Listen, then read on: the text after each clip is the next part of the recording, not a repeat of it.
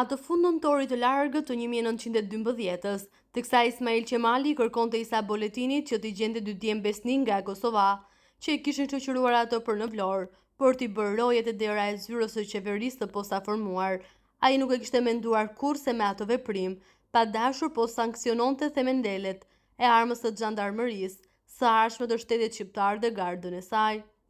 Kështu Isa Boletini teksa urdhëronte ata dy djemë të rinj nga Kosova që quheshin Ahmed Llapi dhe Halim Bajgorja për të ruajtur kryeministrin e parë të qeverisë të posakrijuar, po ashtu nuk e kishte menduar kurrë se i kishte dhënë vetes atributet e komandantit të gardës në qeverinë e parë të shtetit shqiptar.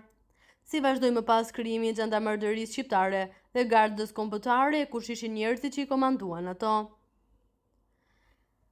Zanafidhaj i krijimit të armatës së xhandarmerisë shqiptare ndonse u nis me ata djemë të rinj, kryesisht kosovar, të cilët ishin nën komandën e Isa Boletinit, nuk e patën jetën e gjatë. Ajo u shpërbë me rënien e qeverisë, pas dorëheqjes së kryeministrit të parë shqiptar Ismail Qemalit. Në fundin e vitit 1913 dhe deri në janar të vitit 1920, ku mbajt kongresi i Lushnjës, ndonse ekzistonte arma e xhandarmerisë, nuk mund të flitet për xhandarmeri të rregullt të shtetit shqiptar, pasi Shqipëria në atë kohë ishte okupuar prej fqinjve dhe mbahej në administrimin e fuqive të mëdha, të cilat u caktuan nga lidhja e kombeve për të ruajtur një farë stabiliteti nga trazirat e brendshme, që e kishin përfshirë gjithë vendin dhe nga rreziku që i kanosej nga jashtë, prej nga ushtrive në jug greke dhe atyre serbo-malazeze në veri.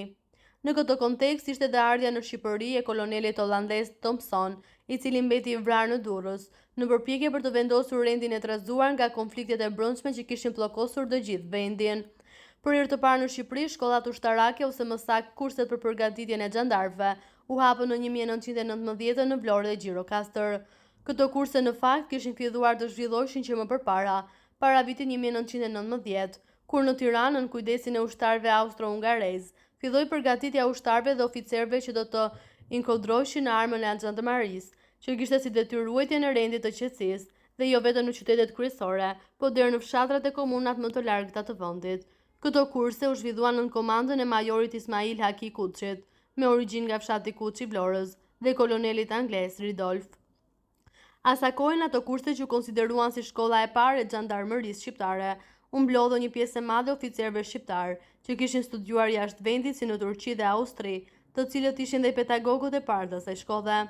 Pas kësaj në 1921 në Tiranë u hap një shkollë tjetër, e cila filloi të përgatiste nën oficerë dhe ushtar për trupa të rregullt të ushtrisë. Një vit më vonë, në 1922, kjo shkollë u transferua nga Tirana në Vlorë dhe destinacioni i saj u kthye vetëm për përgatitjen e xhandarmëve.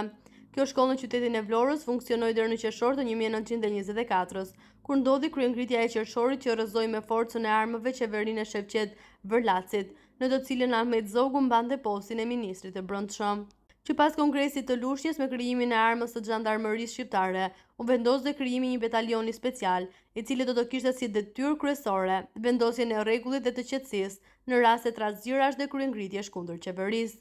Ky batalion që u vu nën komandën e major Prengi Akut, i cili ishte shkolluar në një shkollë ushtarake në Vjenë, asaj kohe u quajt batalioni Shëtitës, për vetë natyrën e tij nga shkonte kudo duke ndërmarrë operacione ndëshkimi në ato krahina ku kishte trazira dhe prishje të rendit dhe kryengritje kundër qeverisë. Nën komandën e major Jakut, ky batalion special, i cili ishte përbërje nën të xhandarmerisë shqiptare, arriti që të vinte rregullin dhe qetësinë dhe të shtypte disa kryengritje kundër qeverisë, si ato estradiste në Durrës, Shiak, Tiranë, Bajramsur, në Kalan e Prezës e të tjerë.